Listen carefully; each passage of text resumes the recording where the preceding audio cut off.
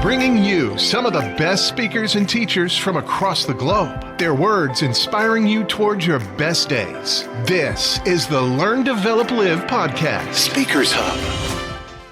Good morning. Welcome to the Speaker Hub from the Learn, Develop, Live podcast. My name is still Jaggs, and I'm bringing you another motivator for your day to help you push through to the end. Returning to the podcast, we have the great Kobe Bryant with a collection of some of his most inspirational words just for you. The NBA legend has one of the most downloaded episodes of the LDL podcast ever, so it really makes so much sense to bring him back to your ears. Here is the legend himself. I had a purpose. I wanted to be one of the best basketball players to ever play. And anything else that was outside of that lane, I didn't have time for. There's a quote from one of my English teachers at Lower Merion named Mr. Fisk. He had a great quote that said, "Rest at the end, not in the middle." And that's something I always live by. You know, I'm not going to rest. I'm going to keep on pushing now. There are a lot of answers that I don't have, even questions that I don't have. But I'm just going to keep going. I'm just going to keep going, and I'll figure these things out as we go, right? And you just continue to build that way. So I try to live by that all the time. At what age did that goal become crystal clear? I made that deal with myself at 13 years old. At 13 years old? 13 years old. That's the you deal were I made. Crystal clear about it? Crystal clear. And where did inspiration come from? The love of the game. The love of the game, the challenge. Like I would watch Magic play, I'd watch Michael play, and I would see them do these unbelievable things, and I'd say, you know, can I get to that level? I don't know, but let's find out. Let's find out. And so that curiosity to see where I could push this thing led me down that path, I think. I had a summer where I played basketball when I was like 10 or 11 years old, and here I come playing, and I don't score 1 point the entire summer.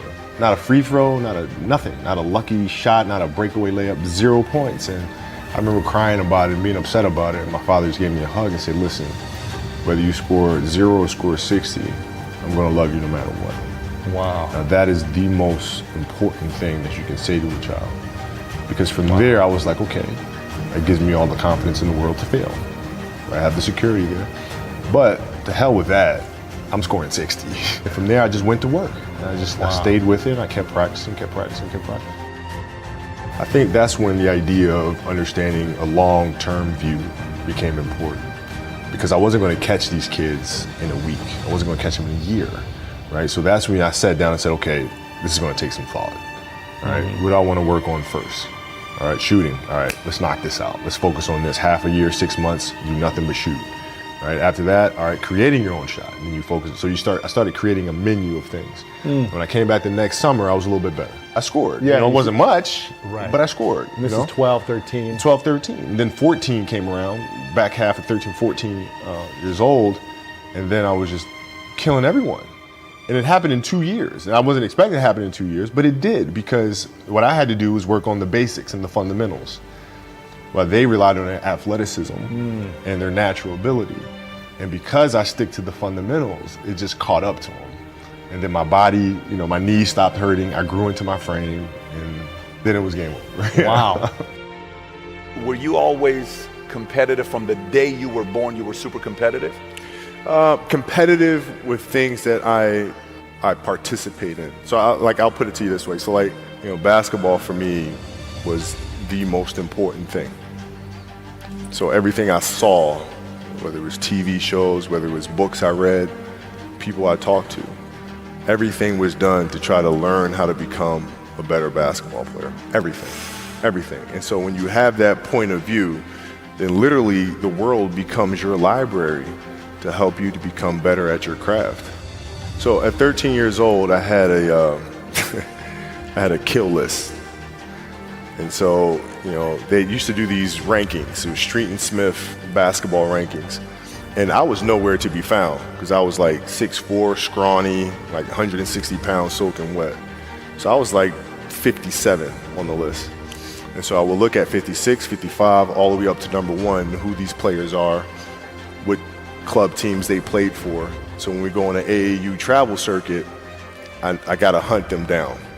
right? And so that became my mission in high school, is to check off every other person, all those 56 other names, hunt them down and knock them down. So when we played at 13, I would size you up and see what your strengths and weaknesses are. How do you approach the game? Are you silly about it? Are you goofy about it? Are you good at it just because you're bigger and stronger than everybody else, right? Or is there actually thought and skill that you put into it, right? And when I'd play to my weaknesses. I always work on the things during those games that I was weak at. Left hand, pull-up jump shot, post game, right? So I have a strategy. What was really your work ethic like, and for how long did you stay disciplined? Well, I mean, every day. I mean, since 20 years. It was an everyday process and trying to figure out strengths and weaknesses. For example, jumping ability. Now, my vertical was a 40, it wasn't a 46 or a 45. My hands are big, but they're not massive, right? So you got to figure out ways to strengthen them so your hands are strong enough to be able to palm a ball and do the things that you need to do. Quickness, I was quick, but not insanely quick. I was fast, but not ridiculously fast, right? So I had to rely on skill a lot more.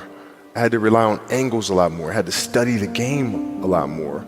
And but I enjoyed it though. So like from the time I can remember when I started watching the game, I studied the game and it just never changed. What does losing feel like to you?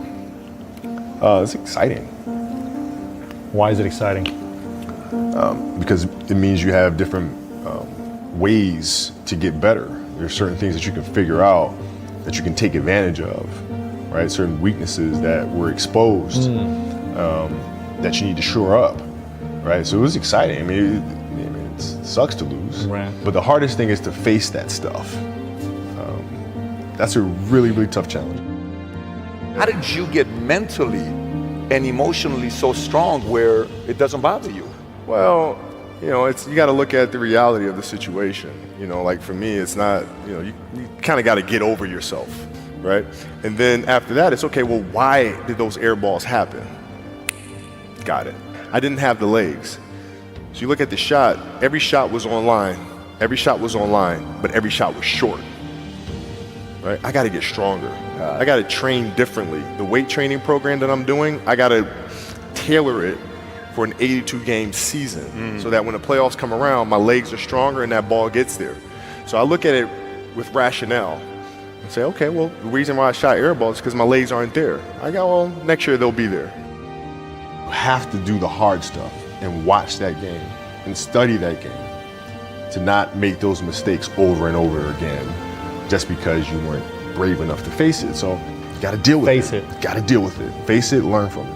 You don't want to have that feeling again, do you? Right? So you got to really study it, face it, and not to say you'll win the next time you face it, but at least you'll give yourself a better chance. Yeah.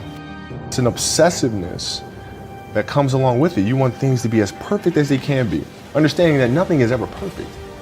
But the challenge is try to get them as perfect as they can be. And what can you do? It's in your control. So control what you can. You have this mindset, but how did you develop that?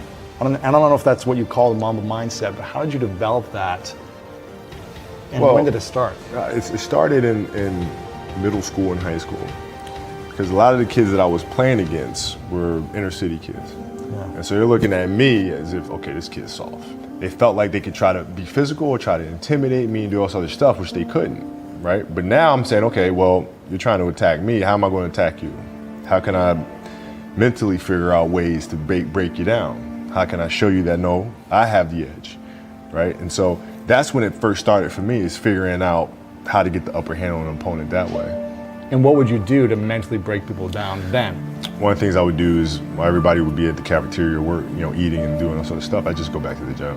And so that was my way of showing them, I may be from the suburbs, but you're not going to outwork me. Wow. Like I see a lot of players take vacations with other players that are close friends, and just take vacations just to take vacations, or just hang out just to hang out. Like I never did that. Why not though? Why didn't you do that? Well, because when I retire, I didn't want to have to say, I wish I would have done more. I don't want that. I played games with the flu. I played games with 102-degree fever, man. We had a game against Toronto in 2000. and Vince was tearing the league up. My back was jacked. So I would be in the layup line like, okay, there's a lot of days where, you can rest and recover. Today ain't one of them. Your back can bother you any other day. That ain't bothering me today. He gonna have to see me today. You're playing against the Golden State Warriors. Score is 107-109. You guys are close to getting into the playoffs. You know exactly what happens in the game. You go up, you're about to take your shot, and then all of a sudden, boom, Achilles happens, right? Friend of mine, Nima, he is here just to listen to you. He played ball.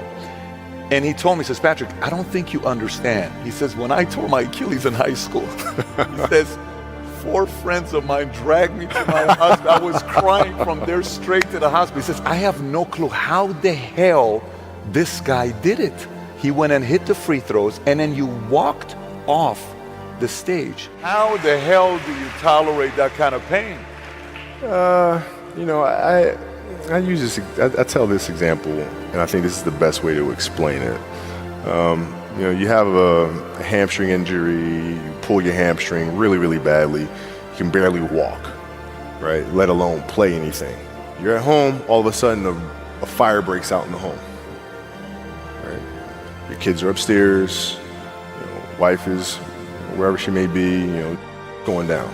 I'm willing to bet that you're going to forget about your hamstring. You're going to sprint upstairs. You're going to grab your kids. Make sure your wife's good. You're getting out of that house. And the reason is because the lives of your family are more important than the injury of your hamstring. And so when the game is more important than the injury itself, you don't feel that injury. Not at that time. Went in the trainer's room, my kids are in there, and they're looking at you and stuff, and I'm looking at them, and I'm like, it's all right. Dad's gonna be all right. It'll be fine. It'll be all right. It'll be all right. It'll be all right. As a parent, you gotta set the example. You gotta set the example. This is another obstacle. This obstacle cannot define me. It's not gonna cripple me. It's not gonna be responsible for me stepping away for the game that I love. I'm gonna step away on my own terms. And that's when the decision was made that, I'm doing it. You gotta lead by example. As parents, you gotta lead by example. If you want your kids to do whatever it is they want to accomplish in life, you have to show them. You gotta show them. The definition of greatness is to inspire the people next to you. I think that's what greatness is or should be. It's not something that lives and dies with one person. It's how can you inspire a person to then in turn inspire another person that then inspires another person. And that's how you create something that I think lasts forever. And I think that's our challenge as people is to figure out how our story can impact others and motivate them in a way to create their own greatness. That video can be found on YouTube and is called Kobe Bryant's Greatest Speech, Best Motivation Ever, and is published by the Outcast Motivation YouTube channel. That is everything from me for the episode. If you want to find me on social media, you can search for Learn, Develop, Live on Facebook, Instagram, Twitter, and even LinkedIn. Come and say hello.